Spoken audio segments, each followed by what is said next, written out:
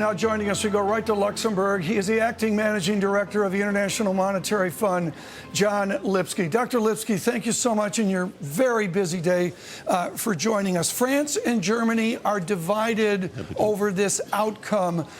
John, what do you need to see from France and Germany in the next 24 hours?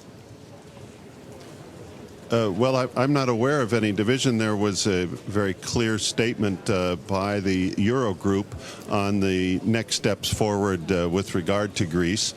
Clearly, the most important steps are those that are going to be taken in Greece by the Greek authorities in adopting and implementing the very ambitious program of structural reform necessary to heal that economy and set the stage for renewed growth. These must be exhausting times for you. The language I'm hearing is to change, John. We're seeing compulsory, mandatory, and voluntary. What does voluntary mean to you if we're going to have a workout of this crisis? Who is going to volunteer?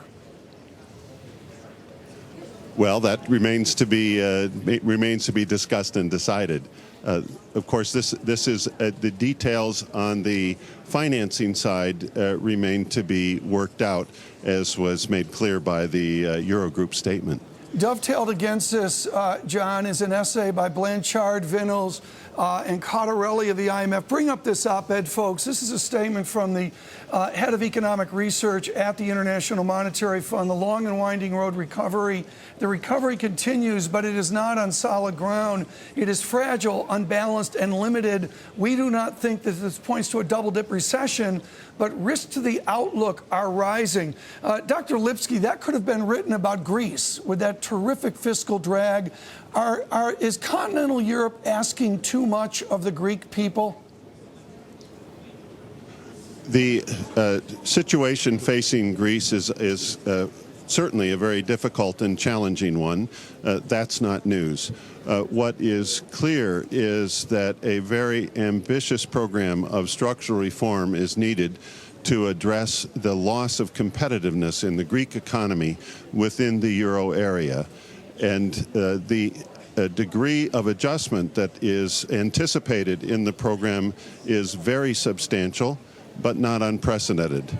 This is feasible and attainable and, in fact, necessary to establish the prospect of prosperity for Greece within the euro area. Let's bring up this chart, folks. Thanks to Dennis Gartman for this from the BBC.com, and before that, the Bank of International Settlements.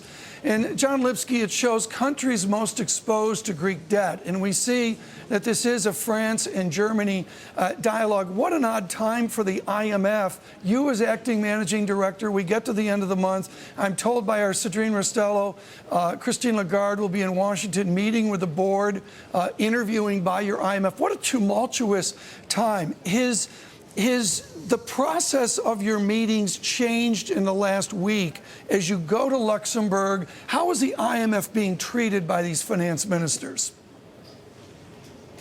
Oh, we're an elemental part of the partnership that is putting together a financial support package and helping with, in this case, the Greek authorities formulate an effective program of structural reforms to improve the prospects for that economy. You're looking, John, at an interesting political calculus. Part of that will be in Greece with a vote of confidence on Prime Minister Papandreou and their government. I want you to speak now to the people of Greece. What would you like to see in the domestic politics of Greece that gives comfort to the IMF and a signal to the developed European economy? We don't address political issues. What is clear is the need for structural reform in that economy to restore competitiveness. The Greek authorities have developed a very ambitious and specific program to achieve that end, and that is part of the elements of the vote of confidence that you mentioned.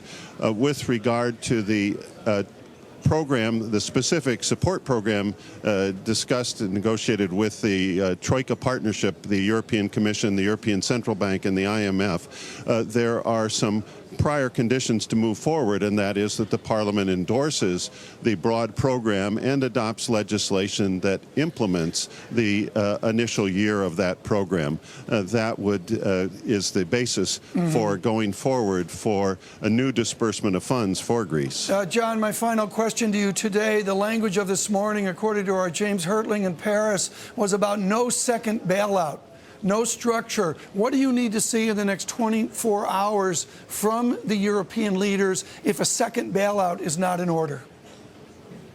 No, I think there is a fair amount of confusion about what we're talking about. There is an existing program with Greece that runs through early 2013. That program has periodic reviews. Given the difficulty and challenge of the circumstances, it's not surprising that that initial program requires some mid-course corrections, and that's what's being discussed. And there is a possibility of an additional program or a new program, but that's not what's being discussed today. John Lipsky, thank you so much from Luxembourg, and a crushingly busy day as he and European leaders confront Greece. Here's